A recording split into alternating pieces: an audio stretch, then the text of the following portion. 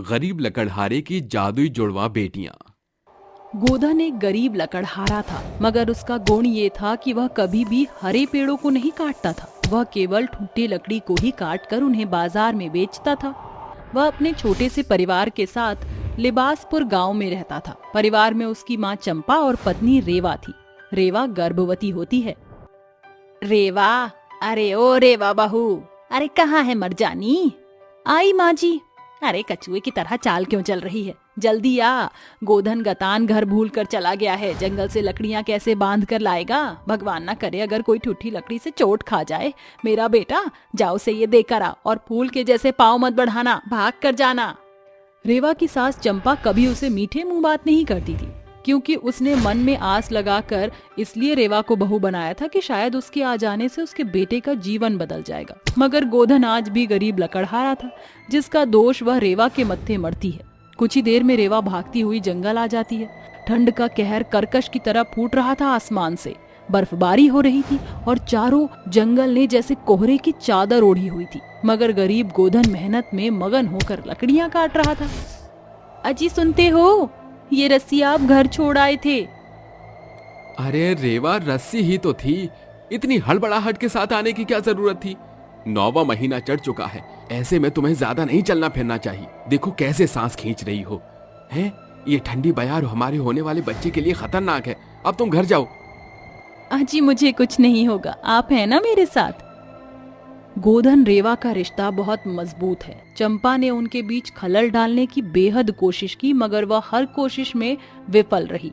समय गुजरता गया, जिसके साथ रेवा ने 2 जुड़वा बेटियों को जन्म दिया, जिसे देखकर चंपा कुड़कुड़ाती हुई कहती है, अरे आग लगे तेरी कोख को जो एक बेटा भी ना जन सकी। 2 जुड़वा बेटियों को जन्म देकर कर दिया ना कंगाली में आटा गीला।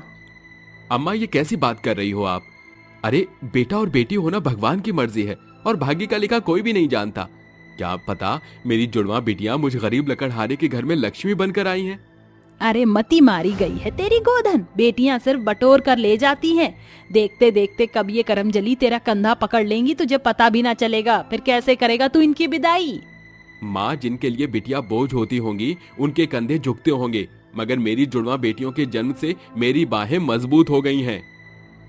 गरीब जीवन में भी गोधन ने अपनी जुड़वा बेटियों को दिल की गहराई से स्वीकार किया। उस दिन के बाद से गोधन की लकड़ियां काटने की मेहनत बढ़ गई।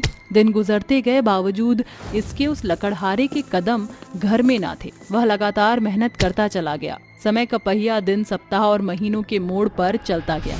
इस बीच 4 साल बीत गए। जिया और दिया दौड़ती हुई अपने पिता के पास आती हैं। पिताजी, आप आ गए? हाँ मेरी शहजादी बिटिया, मैं आ गया। अरे ओ जिया, दिया, चलो भागो अम्मा के पास जाओ। अब देखो मक्खी की तरह भिनभिनाती रहती हो। देख नहीं रही कंधे पर लकड़ियां हैं? अरे अम्मा, कभी तो मीठे मुंह बात किया करो मेरी बच्चियों से। जिया, दिया, चलो अंदर चलते हैं। गोधन आंगन में लकड़ियां रखकर अपनी बेटियों के साथ खेलने लगा था। समय गुजर रहा था। एक सुबह जब वह लकड़ियां काटने जंगल पहुंचता है, तो वहां कुछ सरकारी व्यक्ति जंगल काट रहे थे। रुको साहब, इन पेड़ों को क्यों काट रहे हो? इस जंगल से मुझ गरीब लकड़हारे का घर चलता है। अगर जंगल साफ हो जाएगा तो मैं गरीब कहाँ जाऊंगा? देखो भाई, हमें तुमसे हमदर्दी है, मगर सरकार के आदेशों के तहत इस जंगल की जगह पर होटल बनने जा रहा है। बेहतर होगा तुम कोई और काम देखो। गोधन निराश मन से घर लौट आता है, जहां वह चंपा और रेवा को सारा वाकया बताता है। दिन ढलते हैं, जिसके साथ घर के राशन जवाब देने लगते हैं। बदहाली उस गरीब लकड़हारे बाप को घर बैठने पर मजबूर कर देती है। पिताजी, मुझे जोरों की भूख लगी है, मुझे खाना चाहिए। अरे मनहूस, मेरे बेटे का रोजगार तो खा गई तुम बहन। अब क्या बाप को खाकर शांत होगी तेरी भूख? माँ, क्यों डांट रही हो मेरी बेटियों को? चुप हो जाओ। इसी तरह कुछ दिन और ढल जाते हैं। भूख के मारे सभी के चेहरे कुम्हला चुके थे कि उस भोर के पहर घनघोर घटाएं उस गरीब लकड़हारे के घर पर घूमने लगी। आसमान से बरसती बूंदें मानो किसी बड़े उत्सव में नगाड़े की धुनी के जैसे थी। तभी एक दिव्य रोशनी उसकी जुड़वा बेटियों पर उतर आई, जिसके साथ जिया के मुंह से खाना और दिया के मुंह से सोने के सिक्के की ढेर बरसने लगती है। हे भगवान, ये तेरी कैसी लीला है? मेरी जुड़वा बेटियों की जुबान से ये खाना और धन कैसे बरस रहा है। लाख कोशिश के बाद भी जब जुड़वा बेटियों का जादू उसके सोच से परे हो जाता है तो लकड़हारा अगली भोर उन्हें लेकर एक पंडित के पास आता है। पंडित जी, पता नहीं मेरी बेटियों में अचानक से ऐसी शक्तियां आ गई हैं जो एक खाना दे रही है और दूसरा धन बरसा रही है। तो ईश्वर का लेख है, तुम्हारी जुड़वा बेटियां जादुई हैं गोधन, ये तुम्हारी बेटियां हर मनोरथ को पूरा करेंगी। जाओ। गोधन खुश मन से अपनी जादुई जुड़वा बेटियों को लेकर घर लौट आता है और ये खुशखबरी परिवार में बांटता है। पिताजी, हर दिन हम जुड़वा बेटियों की भूख मिटाने के लिए खुद भूखे रहकर लकड़ियों के बाहरी लट्टों को काटा और कंधे पर ढोया, फिर भी हम पर कभी न कुड़कुड़ाए, इसलिए अब हम आपकी संतति का सोता बनेंगी। गरीब लकड़हारे की जादुई जुड़वा बेटियों ने उसका जीवन बदल कर रख दिया था, मगर ये खबर गांव में आग की तरह धधक उठी। तभी लकड़हारे सुदेश की लगाए लहर में सभी लोग वहां आ गए। अरे सरपंच जी, आप सभी हमारे घर? कौन है अम्मा? देख लीजिए सरपंच जी, पता नहीं कौन सी लॉटरी लगी है इस गोधन की, जो कल के इस गरीब लकड़हारे के ठाट बाट ही बदल गए हैं। मुझे तो अमूमन ऐसा लग रहा है जैसे ये लकड़हारा लुटेरा बन गया है। नहीं सरपंच जी, ये सच नहीं। तो फिर सच क्या है गोधन? पूरा गांव जानना चाहता है। मेरी जुड़वा बेटियां जादुई हैं, एक धन की और दूसरी अन्न की वारिस है। मेरी बच्चियों, अपने अवतार में आओ। पिता के इतना कहते ही दोनों बच्ची के इर्द गिर्द एक सुनहरी रोशनी मंडराने लगती है और एक के मुंह से स्वादिष्ट खाने से भरपूर थाली और दूसरे के मुंह से सोने के चमचमाते सिक्के खनकते हुए जमीन पर गिरने लगते हैं। अरे बाप रे, ये कैसी जादूगरी जानती हैं तेरी जुड़वा बेटियां गोधन? क्यों काका, अब तो यकीन हो गया कि हमारे गरीब लकड़हारे पिता बेकसूर हैं। हमारे घर की आधारभूत नींव जादू है। गोधन, तेरा भाग्य तो बड़ा बलवान है, क्योंकि तेरी दोनों जुड़वा बेटियां जादुई हैं। इसे एक दुविधा से दूर हो गई कि इनके रहते कभी हमारे गांव को अकाल जैसी गंभीर स्थिति से जूझना नहीं पड़ेगा। गांव के गरीब लोग खाने से भरी थाली और सोने के सिक्के लेकर घर लौट जाते हैं और गोधन कहता है, देख लिया माँ, मैंने कहता था कि एक दिन मेरी जुड़वा बेटी इस गरीब लकड़हारे बाप के सिर का ताज बनेगी। मेरी प्यारी पोती, अपनी दादी को माफ कर दो। पुराने जमाने की हूँ ना, इसलिए सोच भी वैसी थी। मैंने तुम दोनों की उपाधि कालिक से की थी, मगर तुम दोनों जुड़वा बहनें अपने पिता के माथे का चंदन हो। कोई बात नहीं दादी माँ, जो हुआ उसे भुला दीजिए। वैसे दादी माँ, अब तो आपको हम जुड़वा बेटियों के ब्याह की चिंता नहीं। अरे काहे की चिंता, तुम दोनों जुड़वा बहनें तो खुद ही जादुई जैकपॉट हो। इसी के साथ गरीब लकड़हारे की जादुई जुड़वा बेटियों की कहानी यहीं समाप्त होती है। ये गोधन का भला आचरण ही था जो भगवान ने उसकी झोली में एक साथ 2 जादुई जुड़वा बेटियां दी। याद रखें, इंसान के भले बुरे कर्मों का लेखा जोखा उसे इस धरती पर खुशहाली और बदहाली दिखाता है। बहू की 5 आलसी ननद। सुरभि की अभी शादी हुई होती है। शादी के बाद उसके 2 दिन तो अच्छे खासे गुजर जाते हैं, लेकिन शादी के कुछ ही दिन बाद उसकी 5 ननद अपने रंग ढंग दिखाने शुरू कर देती हैं। अरे रेखा, मैं सब्जी बनाने जा रही हूँ, तुम इतनी रोटियां बनाने के लिए आटा गूंथ कर रख लो। अरे भाभी, मेरे तो सर में बहुत ज्यादा दर्द हो रहा है। मैं तो वैसे भी बहुत ज्यादा परेशान हूँ। आप तो जानती हो, जब मेरे सर में दर्द होता है तो मैं कुछ नहीं कर पाती। ऐसा कहकर रेखा अपने कमरे में चली जाती है, जिसके बाद सुरभि को अकेले ही सबके लिए खाना बनाना पड़ता है। ऐसे ही जब वो घर की सफाई कर रही होती है तो वो अपनी नंद ममता से कहती है, अरे ममता, मैं घर की साफ सफाई कर रही हूँ, थोड़े से कपड़े गंदे पड़े हैं, क्या तुम उन्हें धो दोगी? मुझे माफ करना भाभी, आज मेरी पार्टी है और अगर मैं कपड़े धोने में लग गई तो पार्टी में नहीं जा पाऊंगी, इसलिए आप अपने आप ही सारे कपड़े धो लेना। ऐसा कहकर ममता भी निकल जाती है, जिसके बाद सुरभि घर के सारे काम करके बहुत ज्यादा थक जाती है। तभी तानिया सुरभि के पास आती है और कहती है, अरे भाभी, आप यहाँ बैठी हो और मुझे बहुत जोरों से भूख लगी है, जाओ मेरे लिए खाना ला दो। तानिया, मैं घर के सारे काम करके बहुत ज्यादा थक गई हूँ, तुम खुद क्यों नहीं ले लेती अपने लिए खाना? ठीक है, आप मुझे खाना नहीं दे रही हो तो कोई बात नहीं, अब मैं ये बात भैया से जरूर कहूंगी कि आप मुझे खाना भी नहीं देती हो। तानिया की बात सुनकर सुरभि को कुछ समझ नहीं आता। जिसके बाद वो चुपचाप रसोई में जाती है और अपनी ननद तानिया के लिए खाना परोस देती है। तानिया खाना ले जाकर अपने कमरे में आराम से खाने लगती है। आखिर मेरी ननद ऐसी क्यों है? कोई भी किसी काम को हाथ लगाना ही नहीं चाहती। सुरभि ऐसा सोच रही होती है कि तभी उसके पास सिमरन आती है और उससे कहती है, अरे भाभी, अगर आप कोई काम नहीं कर रही हो तो एक काम करो, मेरे कपड़े इस्त्री कर दो। मुझे कल सुबह कॉलेज के लिए निकलना है, मेरे पास ज्यादा टाइम नहीं है, तो इसलिए आप समय से मेरे कपड़े प्रेस करके रख देना। सिमरन ऐसा कहकर अपने कमरे में चली जाती है, जिसके बाद सुरभि चुपचाप अपनी ननद सिमरन के कपड़े इस्त्री करने लगती है। ओहो, इस घर के काम तो खत्म ही नहीं होते। एक काम खत्म होता नहीं कि दूसरा काम मुझे तुरंत बता देते हैं। सुरभि कपड़ों पर इस्त्री कर ही रही होती है कि तभी अचानक से उसे रसोई के अंदर से कुछ टूटने की आवाज आती है। सुरभि तुरंत रसोई में जाती है और देखती है, हे भगवान, शनाया, ये तुमने क्या किया? तुमने तो अचार की पूरी बरनी ही तोड़ दी। अभी कुछ दिन पहले ही मैंने ये अचार बनाया था। क्या करूं भाभी, मेरे पास इतनी लंबी हाइट नहीं है। मैंने कोशिश की कि मैं आराम से अचार की बरनी को उतार लूं, लेकिन गलती से ये बरनी अचानक से गिर गई।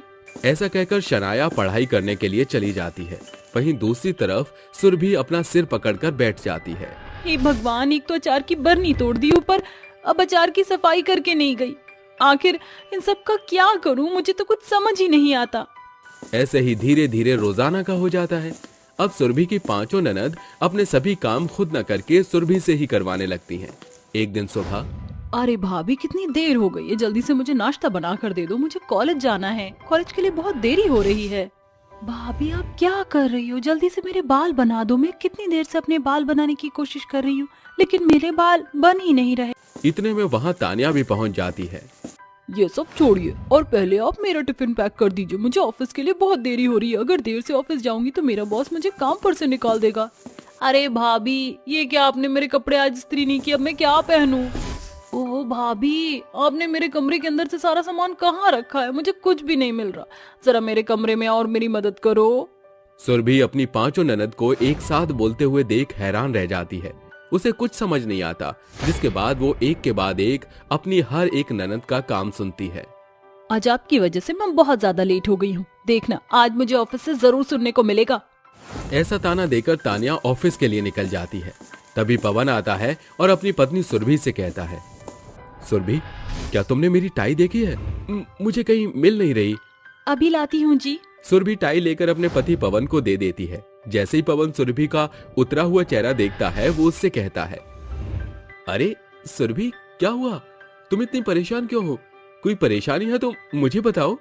नहीं जी, ऐसी कोई परेशानी नहीं है, सब कुछ ठीक है। सुरभि पवन को उसकी बहनों के बारे में कुछ नहीं बताती। वो रोजाना अपनी ननद के आलसीपन को झेलने लगती है। एक दिन पवन अपनी पांचों बहनों के साथ खाने की टेबल पर बैठा होता है। तभी एक के बाद एक उसकी बहन सुरभि से कहती है, भाभी, कई दिनों से मैं देख रही हूँ कि आप इस घर के कोई भी काम सही से नहीं कर पा रही है। जरा ये सब्जी तो देखना कैसी बनाई है, इसमें बिल्कुल भी स्वाद नहीं है। भाभी, शाम को मुझे एक फंक्शन में जाना है, तो मेरे लिए अच्छी सी कोई ड्रेस निकाल कर तैयार रखना। भाभी, मेरी नोटबुक नहीं मिल रही है, मेरे कॉलेज जाने से पहले आप जरा ढूंढ कर रख देना। अरे ये सब क्या चल रहा है? तुम सारे काम अपनी भाभी से ही करवाती हो। अरे थोड़ा तो उसके बारे में सोचो। अरे इसमें सोचने वाली क्या बात है? अब हमारी भाभी इस घर में है तो सारे काम वही करेंगी। अगर भाभी के होते हुए भी सारे काम हमें खुद ही करने पड़े तो भाभी के होने का फायदा ही क्या है? इससे अच्छा तो आप शादी ना करते। अरे अगर तुम्हारी भाभी अपना घर छोड़कर आई हैं, तो इसका मतलब ये नहीं कि वो इस घर में नौकरानी बनकर आई हैं। तुम्हें उनके बारे में थोड़ा तो सोचना चाहिए। आखिर तुम भी किसी के घर की बहू बनकर जाओगी एक दिन। पवन की बात सुनते ही उसकी पांचों बहनें उठ खड़ी हो जाती हैं और गुस्से से नाश्ता भी नहीं करती और चली जाती हैं, जिसके चलते पवन अपने मन ही मन सोचता है, हे भगवान, अब मैं क्या करूं? मेरी बहनें तो मुझसे नाराज हो गईं, लेकिन मुझे कुछ ना कुछ तो करना ही होगा। पवन अब ये समझ जाता है कि उसकी पत्नी सुरभि की ये हालत क्यों हो रही थी, जिसके चलते पवन अपनी पांचों बहनों के लिए लड़के ढूंढना शुरू कर देता है। कुछ ही समय में उसे अपनी पांचों बहनों के लिए लड़के पसंद आ जाते हैं और वो अपनी बहनों का रिश्ता कर देता है। देखते ही देखते कुछ समय बीत जाता है और वो अपनी पांचों बहनों की शादी करके उन्हें उनके ससुराल भेज देता है। सुरभि, मैं जानता हूँ मेरी बहन बहुत आलसी थी, जिसकी वजह से उन्होंने तुम्हारी रेल बना रखी थी, लेकिन अब परेशान होने की बात नहीं है। मैंने सबकी शादी करवा दी है और वो अब अपने ससुराल में खुशी खुशी रहेंगी। माना कि आपकी बहन आलसी थी, लेकिन आपको ऐसा तो नहीं करना चाहिए था। एक सही फैसले ने सही समय पर सब कुछ ठीक कर दिया, क्योंकि अगर ये बात ज्यादा आगे बढ़ जाती तो कहीं मेरी बहनों के चलते मेरा घर न बिगड़ जाता। पवन की समझदारी देखकर सुरभि बहुत खुश होती है। वहीं दूसरी तरफ सुरभि अपनी ननद की शादी के होने के बाद उनसे फोन पर बात करती रहती है, उनकी खैर खबर लेती रहती है। शादी के बाद उसकी पांचों ननद को अपना ससुराल संभाल कर सीख भी मिल जाती है और वो सुरभि के साथ अच्छा बर्ताव करना शुरू कर देती हैं। अब सुरभि अपने पति पवन के साथ खुशी खुशी रहने लगती है। ठंड में सास बहू की स्पेशल चाय। ओहो, कितनी सर्दी हो रही है। अरे मनीषा, जल्दी से जाकर गर्मा गर्म चाय बना ले। अगर तू चाय नहीं बनाएगी तो मैं तो सर्दी के मारे ठिठुर जाऊंगी। मनीषा चाय बनाकर ले आती है और अपनी सास को चाय देते हुए कहती है, अरे माँ जी, सुबह से ही आपका 5वां कप है। इतनी चाय पियोगी तो कैसे चलेगा। अरे बहू कमाल करती है। अब ये चाय का ही तो सहारा है। अगर चाय भी नहीं मिलेगी तो सर्दी में मैं तो पागल हो जाऊंगी, पागल। आधी सर्दी तो मेरी चाय से ही गुजरती है। जब से सर्दियां शुरू होती है तब से माधुरी मनीषा का चाय बनवा बनवा कर बुरा हाल कर देती है। हर थोड़ी देर बाद माधुरी मनीषा से चाय बनवाने लगती है। अब तो माधुरी का बेटा और उसका पति उससे कहने लगते हैं, अरे भाग्यवान, कमाल करती हो तुम तो। सुबह से तुमने कितने कप चाय पी लिए हैं? इतनी चाय पीना सेहत के लिए ठीक नहीं है। अरे माँ, आप तो चाय पीते ही हो। अब आपने मनीषा को भी चाय पीना सिखा दिया है। जितनी बार आप चाय पीती हो उतनी ही बार मनीषा भी चाय पीती है। अरे चाय तो ठीक है, लेकिन आजकल तो मुझे चाय में भी स्वाद नहीं आ रहा है। क्यों ना हम अपने सर्दी के लिए अलग स्पेशल चाय बनाना शुरू करें। लेकिन ये अलग स्पेशल चाय कैसे होगी? तूने कभी पहले अलग स्पेशल वाली चाय बनाई है क्या? अरे माँ जी, मैंने अलग स्पेशल चाय कभी बनाई नहीं है, लेकिन मैं बना सकती हूँ। आखिरकार YouTube जिंदाबाद। अब मैं YouTube से देखकर आपको 1 नंबर की जायकेदार चाय बनाकर पिलाऊंगी। मनीषा YouTube ओपन करती है और उसमें से चाय बनाना सीखती है, जिसके बाद वो चाय का पतीला उठाती है और गैस पर रखती है। हाय हाय हाय, कितनी ठंड हो रही है। जल्दी से चाय बना लेती हूँ। जब तक गर्मा गर्म चाय अंदर नहीं जाएगी तब तक ठंड बाहर नहीं निकलेगी। ऐसा कहकर मनीषा पतीले में पानी और दूध डालती है, जिसके बाद चीनी और चाय पत्ती डालती है। जब वो उबलने लगता है तो मनीषा उसके अंदर लौंग, इलायची, सौंठ, अजवाइन और अदरक भी डाल देती है। हाँ हाँ, क्या बात है। क्या खुशबू आ रही है चाय की। एकदम जायकेदार चाय। मनीषा रसोई में खड़े खड़े चाय की खुशबू लेने लगती है, जिसके बाद वो चाय कप में डालती है और अपनी सास को देने के लिए जाती है। अरे माँ जी, आपने चाय तो बहुत सारी पी होगी, लेकिन ऐसी चाय आपने कभी जिंदगी में नहीं पी होगी। ये लो चाय पीकर बताओ, कैसी बनी है मेरी चाय। जैसे ही माधुरी चाय पीती है वो चाय पीते हुए मनीषा को देखने लगती है। जिस तरह से वो मनीषा को देखती है, मनीषा अपने मन ही मन में सोचती है, अरे मुझे तो लगता है कि माँ जी को चाय बिल्कुल भी पसंद नहीं आई है। अब मैं क्या करूं? लगता है बहुत ज्यादा डांट सुनने वाली हूँ मैं। तभी माधुरी मनीषा से कहती है, ओहो हो बहू, मजा आ गया। इतनी मस्त चाय बनाई है तूने कि मन कर रहा है मैं तेरे हाथों को चूम लूं। अरे इतनी लाजवाब चाय बनाना तूने कहाँ से सीखा? अरे माँ जी, YouTube जिंदाबाद। मैंने इतनी अच्छी चाय बनाना YouTube से सीखा है। वैसे मैं आपको इससे भी और अच्छी स्वादिष्ट चाय बनाकर पिला सकती हूँ। अरे हाँ हाँ, क्यों नहीं। पहले मुझे इस कप के बाद एक और कप यही वाली चाय दोबारा दे देना। माधुरी को जायकेदार चाय पीकर बहुत स्वाद आता है। वो स्वाद से चाय पीती है, जिसके बाद वो उसी चाय का 1 कप और पीती है। ऐसे ही सुबह से शाम तक दोनों सास बहू अलग अलग प्रकार की चाय बनाने लगती हैं। अब मनीषा के मन में एक और विचार आता है। हाँ जी, हमने हर तरीके की चाय पीकर देख ली, लेकिन अभी तक हमने कुल्हड़ वाली चाय नहीं पी है। क्यों ना आज मैं कुल्हड़ वाली चाय बनाऊं? अरे हाँ हाँ बहू, क्यों नहीं। जो तेरा दिल करे तो वो बना ले, लेकिन अगर चाय बना रही है तो थोड़ी ज्यादा बनाना। तभी वहाँ पर उमेश और राजीव भी आ जाते हैं, जिसके बाद वो दोनों मनीषा से कहते हैं, अरे वाह बहू, अगर तुम चाय बना रही हो तो एक काम करो, अरे मेरे लिए भी बना लेना, ठीक है? और मेरे लिए भी बना लेना। मेरा भी आज चाय पीने का थोड़ा मन कर रहा है। हाँ हाँ, क्यों नहीं। आज मैं सबके लिए कुल्हड़ वाली चाय बनाऊंगी। मनीषा रसोई में जाती है और सभी के लिए कुल्हड़ वाली चाय बनाना शुरू करती है। देखते ही देखते कुल्हड़ वाली चाय की खुशबू पूरे घर में महक उठती है। जिसके बाद मनीषा मिट्टी के कुल्हड़ में चाय डालती है और अपने सास ससुर और अपने पति के पास लेकर आती है। जिसके बाद वो सभी को चाय देते हुए कहती है, पेश है आपके सामने मनीषा की स्पेशल एकदम दमदार कुल्हड़ वाली चाय। मनीषा एक एक करके सभी को चाय देती है। जिसके बाद वो सभी लोग कुल्हड़ वाली चाय पीना शुरू करते हैं। सभी लोग कुल्हड़ वाली चाय पीकर बहुत ज्यादा खुश हो जाते हैं। जिसके बाद उन्हें मनीषा की चाय पीकर मजा आ जाता है। अरे वाह बहू, क्या बात है, क्या मस्त चाय बनाई हो। इस चाय ने तो सर्दी को भी एकदम भगा दिया है। हाँ जी। चाय पीने से पहले मुझे इतनी सर्दी लग रही थी कि मैं बस क्या ही बताऊं, लेकिन चाय पीते ही सर्दी तो एकदम गायब हो गई। ये सर्दी वाली स्पेशल चाय तो कमाल की है। चाय पीकर राजू, उमेश और माधुरी को बहुत मजा आता है और वो लोग बहुत खुश हो जाते हैं। तभी चाय पीते पीते मनीषा टीवी ऑन कर देती है। जिसके बाद टीवी में एक न्यूज आती है। आज के मुख्य समाचार, भारी ठंड की वजह से कई गरीब लोग और कई बेसहारा लोगों की मृत्यु हो गई है। इतनी ठंड बेचारे गरीब लोग सहन नहीं कर पाए और उन्होंने ठंड के चलते अपना दम तोड़ दिया। ये न्यूज देखकर मनीषा की आंखों में आंसू आ जाते हैं और वो अपने परिवार से कहती है, हे भगवान, कितना बुरा हुआ उन लोगों के साथ। ठंड के चलते और पता नहीं कितने लोगों की जान जाने वाली है। तभी माधुरी के दिमाग में एक आइडिया आता है और वो मनीषा से कहती है, ठंड को दूर करना हमारे बस की बात नहीं है, लेकिन ठंड से छुटकारा पाना तो हमारे बस की बात है। कई अमीर लोग उन गरीब लोगों को कपड़े और स्वेटर से सहारा दे रहे हैं, लेकिन उससे भी उनकी ठंड नहीं रुक रही। क्यों ना हम लोग अपनी एक गर्मा गर्म सर्दियों की स्पेशल चाय उन गरीब लोगों में बांट दें, जिससे उनके शरीर में थोड़ी सी गर्मी बने। ये तो बहुत अच्छा सुझाव है। इसके चलते तो पता नहीं और कितने लोगों की जान बचाई जा सकती है। बहू, क्या तुम लोगों की जान बचाने में अपना योगदान देना चाहोगी? अरे पिताजी, ये भी क्या कोई पूछने की बात है। मैं तो जरूर लोगों की जान बचाना चाहूंगी। चलिए, अब मैं लोगों के लिए चाय बना लेती हूँ, ताकि उन गरीब लोगों को अपनी सर्दियों की स्पेशल चाय पिलाकर उनकी ठंड उनके शरीर से दूर कर सकूं।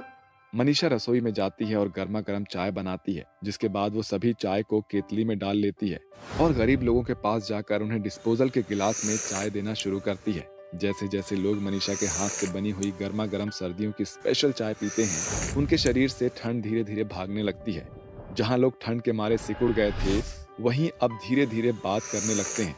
तभी वहाँ पर एक न्यूज रिपोर्टर आ जाते हैं। देखिए, इंडिया की नंबर 1 सर्दियों से बचने वाली सर्दियों की स्पेशल चाय। आज इस चाय की वजह से ना जाने कितने लोगों की जान बचने वाली है। न्यूज रिपोर्टर की वजह से मनीषा बहुत ज्यादा फेमस हो जाती है। दूसरी तरफ वो अपनी सर्दियों की स्पेशल चाय से कई लोगों की जान भी बचा लेती है। 3 काली बहू के जादुई जोड़े। तेजस्वीपुर के एक छोटे से गांव में रतनलाल अपनी 3 काली बेटियों के साथ रहता था। उनका रंग बहुत ज्यादा काला था, जिसके चलते उन तीनों का रिश्ता भी नहीं हो रहा था। कई सारे रिश्ते आते हैं, लेकिन उन तीनों के कालेपन की वजह से कोई उनसे रिश्ता नहीं करता।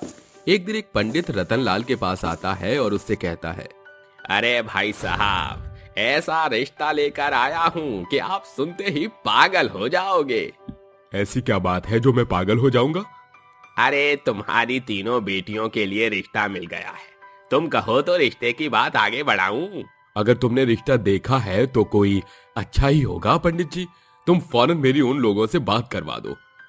पंडित रतनलाल की बात उर्मिला और उसके तीनों बेटों से करवा देता है। जैसे ही रतनलाल अपने होने वाले तीनों दामादों को देखता है, वो बहुत खुश हो जाता है। उर्मिला रतनलाल से कहती है, भाई साहब, देखिए, हमें आपकी लड़कियां बहुत पसंद हैं। मेरी तरफ से ये रिश्ता पक्का समझिए। अरे बहन जी, ये तो आपका बड़प्पन है। हमारी तरफ से भी रिश्ता पक्का समझिए। दोनों परिवार के बीच रिश्ता पक्का हो जाता है, लेकिन उर्मिला ये रिश्ता केवल दहेज के लालच में करती है, क्योंकि रतनलाल अपनी तीनों काली बेटियों को दहेज में खूब सारा पैसा और सोने के गहने देने वाला होता है। वहीं दूसरी तरफ कुछ ही दिनों में दोनों परिवारों में शादियों के फंक्शन शुरू हो जाते हैं। देखते ही देखते वो दिन भी आ जाता है जिस दिन रतनलाल अपनी तीनों बेटियों की शादी उर्मिला के बेटों से करने वाला होता है। अरे मेरी बेटियों, तुम मुझे जान से प्यारी हो। पता है, जब तुम्हारी माँ तुम तीनों से बहुत प्यार करती थी और वो तुम्हारी शादी अपनी आंखों के सामने देखना चाहती थी, लेकिन ऊपर वाले ने उसे अपने पास बुला लिया। जाने से पहले तुम्हारी माँ ने तुम तीनों बहनों के लिए ये साड़ियां खुद अपने हाथों से बनवाई थी और वो चाहती थी कि तुम तीनों बहनें अपनी शादी के जोड़े में अपनी माँ के हाथों की बनाई हुई ये साड़ियां पहनो। अगर ऐसी बात है तो पिताजी, मैं अपनी माँ की निशानी जरूर पहनूंगी। हाँ, हमसे बहुत ज्यादा प्यार करती थी माँ। उनकी आखिरी इच्छा को पूरा करना हमारा कर्तव्य है। इस साड़ी को पहनने के बाद मुझे ऐसा महसूस होगा जैसे मैं अपनी माँ के आंचल में हूँ। मैं यह साड़ी जरूर पहनूंगी पिताजी। कुछ ही देर में रेखा, रूपा, ममता तीनों ही अपनी माँ की बनाई हुई साड़ियां पहनकर मंडप में आ जाती हैं, जिसके बाद पंडित मंत्र पढ़ना शुरू करता है और वो तीनों अपनी पतियों के साथ फेरे लेने लगती हैं। लेकिन तभी अचानक से रेखा की साड़ी के पल्लू से एक रोशनी निकलती है जिसमें कई सारे सोने के सिक्के निकलते हैं। वहीं दूसरी तरफ रूपा की साड़ी से कई सारी अलग अलग प्रकार की साड़ियां निकलने लगती हैं और ममता की साड़ी में से भी कई सारे अलग अलग प्रकार के पकवान निकलने लगते हैं। ये सब देखकर गांव के सभी लोग हैरान रह जाते हैं। हे भगवान, ये सब क्या हो रहा है? आखिर ये चमत्कार कैसे हुआ? लगता है ये साक्षात देवियां हैं। अपनी साड़ियों से ये जादू देखकर वो तीनों भी हैरान रह जाती हैं और डरने लगती हैं। तभी उन साड़ियों के अंदर से एक आवाज आती है, हम कोई मामूली साड़ियां नहीं है, हम जादुई साड़ियां हैं। तुम्हारी माँ ने इन साड़ियों को तुम्हारे लिए बनाया था, लेकिन जिस रेशमी धागे से उन्होंने साड़ी के ऊपर कढ़ाई की थी वह जादुई धागा था, जिसके चलते यह साड़ियां भी जादुई साड़ियां बन गई हैं। जो भी हमारा इस्तेमाल करता है हम उसकी मदद करते हैं। आज के बाद तुम जब भी हमसे कुछ मांगोगी तो हम तुम्हारी मदद जरूर करेंगे। ये सुनकर वो तीनों बहुत ज्यादा खुश हो जाती हैं, जिसके बाद उर्मिला अपनी तीनों बहुओं को अपने साथ अपने घर ले आती है। अरे बहू, तुम तीनों की यह जादुई साड़ियां बहुत ज्यादा कीमती हैं। एक काम करो, इसे उतार कर मुझे दे दो, मैं इन्हें अच्छे से संभाल कर रख दूंगी। नहीं माँ जी, ये हमारी माँ की आखिरी निशानी है, मैं इसे आपको नहीं दे सकती। हमारी माँ ने बहुत ही प्यार से इन साड़ियों को हमारे लिए बनाया था। अगर हम इन्हें आपको दे देंगे तो हमारी स्वर्गीय माँ को बहुत बुरा लगेगा। अपनी तीनों बहुओं की ये बात सुनकर उर्मिला अपना मुंह चढ़ा लेती है, जिसके बाद उसके तीनों बेटे अपनी अपनी पत्नियों को अपने कमरे में ले जाते हैं। लेकिन उर्मिला के मन में साड़ियों को लेकर लालच आ जाता है। उर्मिला अपने कमरे में जाती है और अपने आप से कहती है, अगर एक बार मुझे इन तीनों की यह जादुई साड़ियां मिल जाएं, तो मेरे जितना अमीर इस दुनिया में और कोई नहीं होगा। उर्मिला रोजाना किसी तरह रूपा, रेखा और ममता से उनकी साड़ी मांगने की कोशिश करती है, लेकिन वो तीनों उर्मिला को साड़ियां छूने भी नहीं देती, जिसके चलते अब उर्मिला अपनी तीनों बहुओं के ऊपर अत्याचार करने लगती है। ये सब क्या है? इतनी गंदगी! अरे इतनी गंदगी तो मेरे घर में पहले कभी नहीं थी। जब से तुम तीनों आई हो घर में सफाई ही नहीं रहती। अरे माँ जी, अभी सुबह ही मैंने पूरे घर में डस्टिंग की है। कोई नहीं बहन, हम दोबारा से डस्टिंग कर लेते हैं। ये मेरा घर है, तुम्हारे बाप की धर्मशाला नहीं। यहाँ जो होगा वो सब मेरी मर्जी से होगा। कान खोल कर सुन लो, मुझे घर में थोड़ी भी गंदगी पसंद नहीं। अगर दोबारा गंदगी नजर आई तो मुझसे बुरा कोई नहीं होगा। उर्मिला ऐसा कहकर चली जाती है, जिसके बाद बेचारी रेखा और रूपा दोनों की आंखों में आंसू आ जाते हैं और वो रोते हुए ममता के पास जाती है। आखिर माँ जी को ऐसा क्या हुआ है जो वह हमारे साथ ऐसा बर्ताव कर रही हैं? लगता है उम्र की वजह से माँ जी की बुद्धि भ्रष्ट होती जा रही है। और ये बस करो, नहीं तो माँ जी आ जाएंगे और फिर से डांटेंगी।